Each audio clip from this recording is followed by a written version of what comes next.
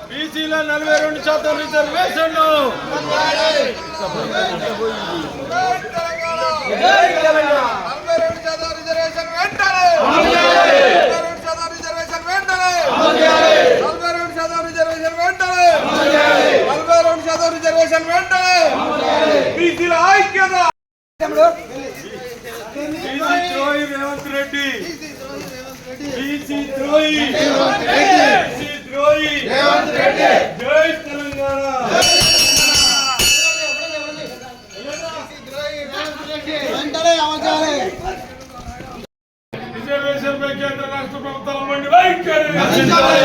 కేంద్ర రాష్ట్ర ప్రభుత్వాల మండి వైఖరి నశించాలి. ఐక్యత వర్ధిల్లాలి.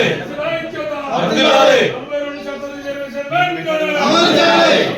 ఈ రైలు తొందరగా అమలు చేయాలి. బీసీలో 42% రిజర్వేషన్ వెంటనే అమలు చేయాలి. బీసీల ద్రోహి రేవంత్ రెడ్డి. మరిన్ని అప్డేట్స్ కోసం మా ఛానల్ ని సబ్స్క్రైబ్ చేయండి.